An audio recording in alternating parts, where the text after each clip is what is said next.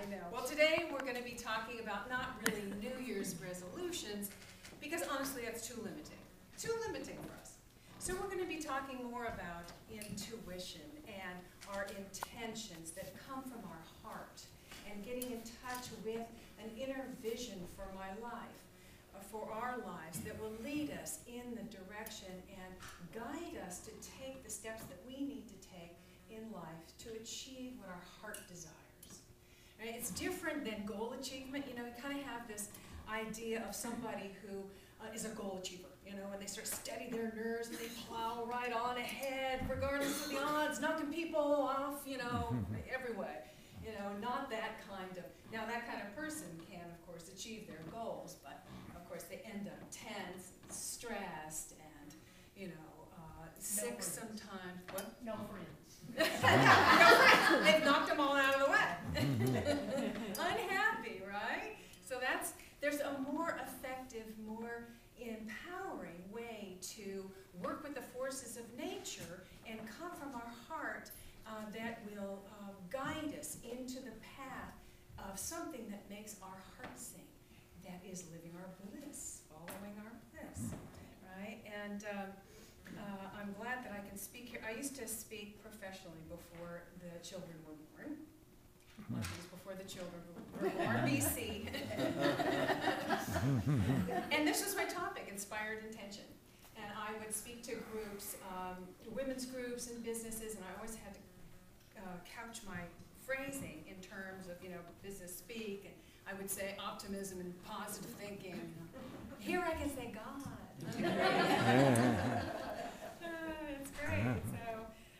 So, and then I would start the speech. I would ask people, you know, how many, and I'll ask you now, how many of you have clearly defined intentions or a clearly defined vision that you would say? Okay, yeah. And how many of you have actually written those down and maybe have them somewhere? Yeah, good, a few. Yeah, excellent. And then the last question I would ask, and I won't ask you now, is that, you know, when I would ask them how many people who wrote their goals down or their intentions down from the year before actually achieved them. And it would be, ooh, we got a winner back there. All right, that's great. Usually it was like less than 20%, you know, and then I wondered why. Why is that so low?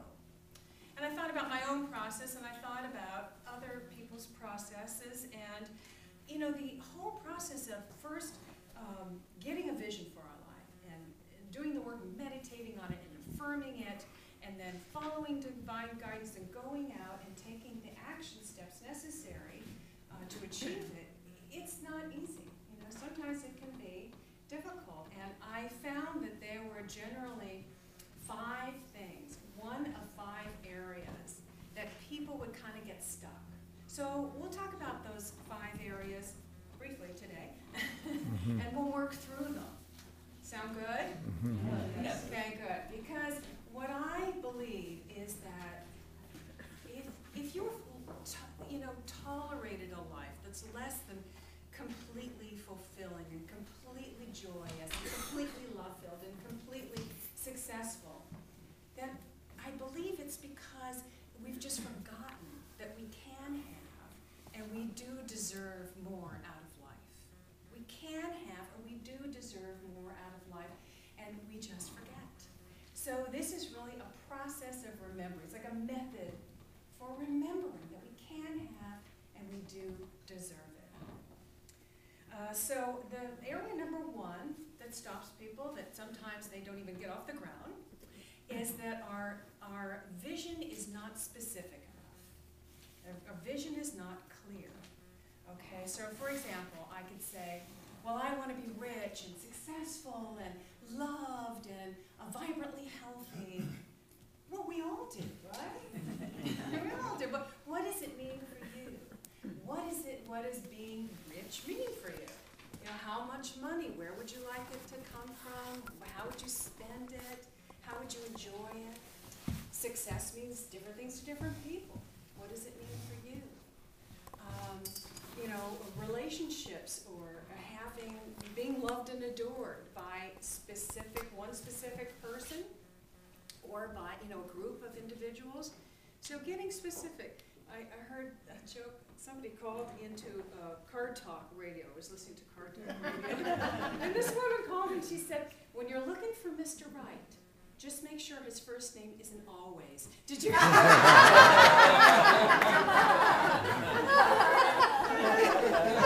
Crack me up. So specific. We want to be, what is that specific vision of a mate? So, you know, and that's the difference between kind of a nebulous idea and a clearly defined goal. Can be the difference between wishing and hoping, oh, I wish this would work out, and actually having a blueprint that the universal energy can channel itself, because universal energy is always channeling stuff in our life, having a blueprint. And, you know, I know a couple weeks ago, Rosemary was here. And how many people were here when Rosemary? She was terrific, wasn't she? Mm-hmm. She talked about that blueprint thing. And she tied it in with her house. That's what we're talking about, a blueprint that the universal energy can use to channel it in a direction. So first we need to actually, the first step we need to do is catch the vision, is really go within, open our hearts, and ask, what is the divine wisdom for our life? What is it that Spirit wants to see us moving in the direction, moving in and out into the world? What gift do we have that Spirit wants us to give to the world? And that's a process of visioning. Process of visioning is just opening our heart and listening to that divine wisdom, divine guidance. It's different than visualization. You know, visualization is having an end in mind, a goal in mind, and you focus on that and the details of that. And that's a good practice too. But this is when you first want to get clear. It's really getting quiet, opening your heart, listening. What is it that is my unique gift to give the world? What is a vision beyond any ideas of what I think will make me happy? You know, and then you just keep doing it until it gets clearer and clearer. And then once it gets clear, you write it down, and that becomes your intention statement. And now you want to focus on the intention. You want to focus on the intention because step number two is that obstacles get in the way. Obstacles will defeat you. And you know, any obstacle can be anything from not having enough money, or not having enough time, or not having enough support, or they say it has never been done, you know, or they say it can't be done, or repeated rejection. All of those things are obstacles. So what I know to be true is that the journey that we take from where we are right now to where we want to be will include obstacles. That's just the way life is. So we want to change our viewpoint on what the obstacle is. You know, maybe we can look at obstacles as stepping stones that are making us stronger, that they are there to make us stronger. You know, obstacles can sometimes help us develop creativity or strength we never knew we had, or skills we never knew we had. Sometimes that's the best part of going for your dream anyway. It worth more than the actual result is that you develop into a person that you never knew that you could be. You know, the strength that you never knew you had. And, you know, maybe you have had an experience like this before of, you know, going for something and you felt like slogging through the storm. You know, you're slogging through a storm, but you know there's a rainbow at the end of that storm. And if you keep focusing on the rainbow, then you'll get through it. Really, it's focusing on the rainbow in order to get through the storm. And the best way that I know how to do that is through gratitude, the practice of proactive gratitude, which I talked about the last time I was here, because I know of nothing else that can change our perception of what we might think is getting in our way, what we might think is an obstacle, and really, really open us up to seeing that it's all a gift. It's all a gift, and it's all here to bring us to a place where we are expressing the highest within us, the following our bliss, as Joseph Campbell talked about. You know, he talked about, you know, as Anne was reading, it's not about people searching for meaning. It's that people are searching, he said something about people are searching for something that makes the experience of being alive. Isn't that what you said? The experience of being alive, the experience of living in your bliss. You know, and think about living, people who live in their bliss. And, you know, we all do to a certain extent. And we can also, you know, grow in that area. And the best example I know is Richard Branson, you know, who is the Virgin Airlines and Virgin Record Stores. Well, in the 70s, he was seized with a vision of a place that young people could go and hang out, a sort of relaxed, hip environment. They could listen to music, cutting-edge music, and walk away with some hard-to-find piece of music. That was the specialty. And that idea grew and grew and grew until it became Virgin Record Stores and made him millionaires. But this was his vision. He saw this vision. It got him through the fact that he had no business degree. He flunked out of math. He was even dyslexic. You know? Think about, you know, that vision that kept moving him forward. That vision that expressed a unique thing about him.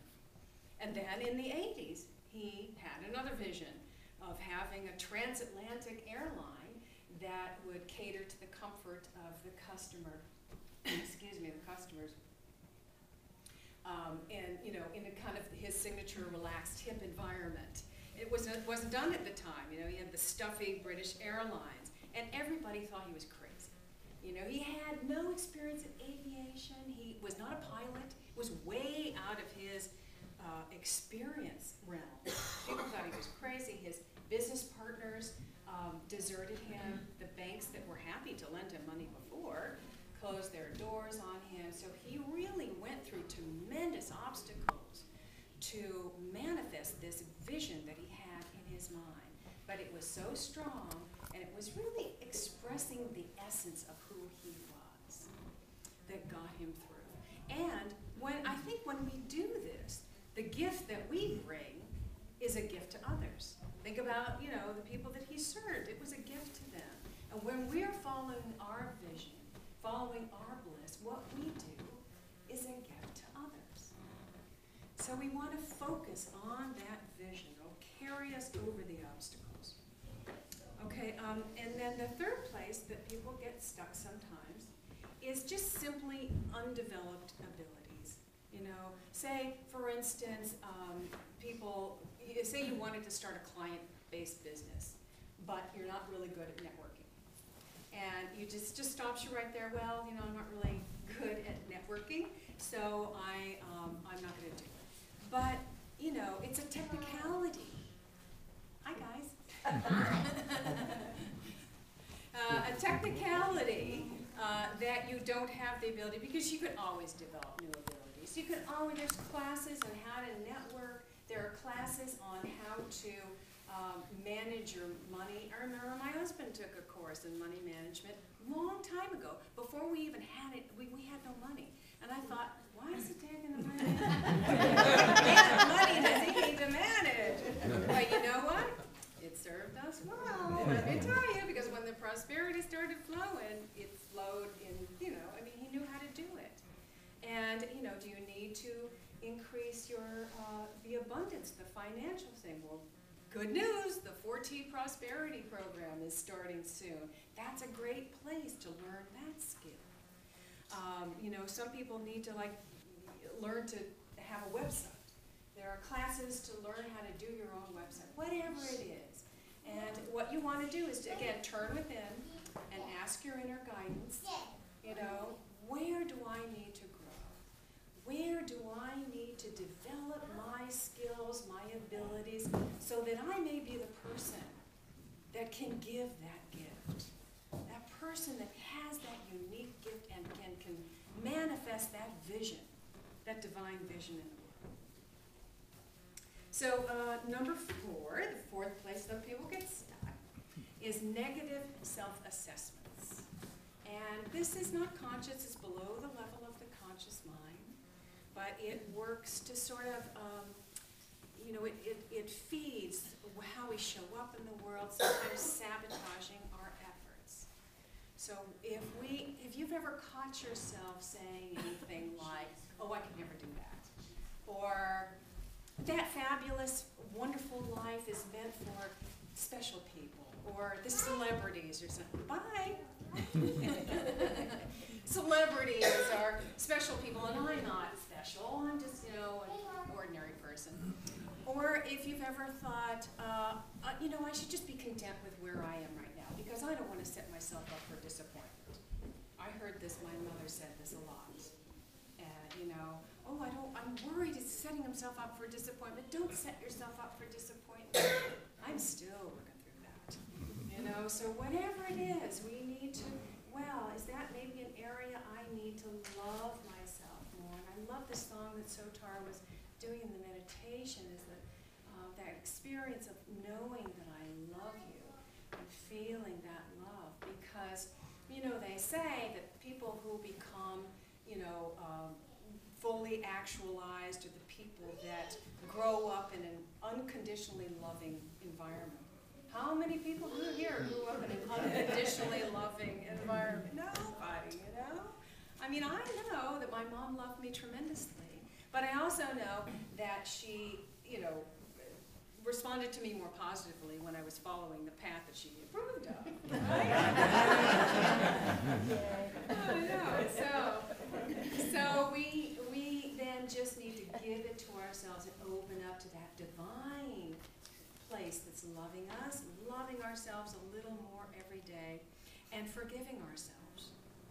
Forgiveness, the self-forgiveness is sometimes that's more difficult than forgiving someone else, self-forgiveness.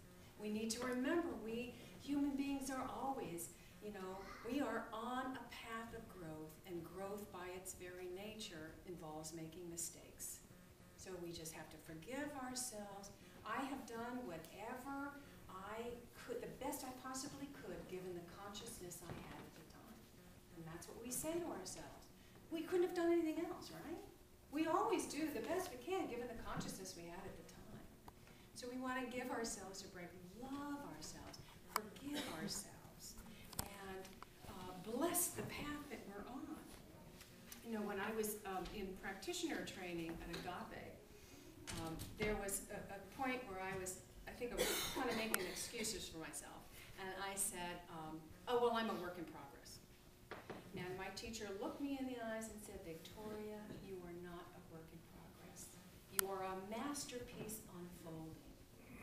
And that made such a huge difference to me. Think about it. A work in progress implies that you're broken and you need to be fixed. And a masterpiece unfolding is about just pulling back the curtains a little more all the time, just showing that magnificence that you already are. And this is what we're doing. All right, so the last and final place where some of us get stuck is procrastination. I'll do it tomorrow, I'll do it when I have more time, I'll do it when I get through this busy period. And then we never get done. And most procrastination is fed by fear. It's simply fear. It's fear of that unknown place, it's uncomfortable, I just don't know, and we pull back, right? And it can take fear takes many different forms. It could take, maybe this thing that I'm doing is going to be too big, and it's going to be too much of a responsibility. Or maybe I'm going to grow beyond my friends will abandon me. Or that fear of it could turn out not as I expected, and I could be disappointed. Or fear of failure. Oh my God, how would it be if I failed? Oh no. It's fear, it's very real fear. So again, what we need to do, because every time we grow and take a risk, we're going to feel fear. So we just need to perceive it differently. Maybe fear is not the big bad monster that we have thought before. I remember I saw a long time ago there was this ad, television commercial for an underarm deodorant. I don't know if you remember this. And I think they had two versions. They had a man coming into an interview, or they had a woman coming into a job interview, and they would sit down and they'd look really confident, and they'd show, you know, close up there, or all dry. and the line said, "Never let him see a sweat." You know, as if that's like, you know, this horrible thing that you couldn't possibly share with people. You know, it's so human nature to feel fear. And again, anytime we take a step forward or we risk, we're going to feel it. So maybe we should look at it like this. Hey, maybe that fear is a signal. It's not something to be avoided. It's a signal that's saying to me, oh, look, I'm growing. Oh, look, I'm getting closer to my goal. Look, I'm taking a step forward.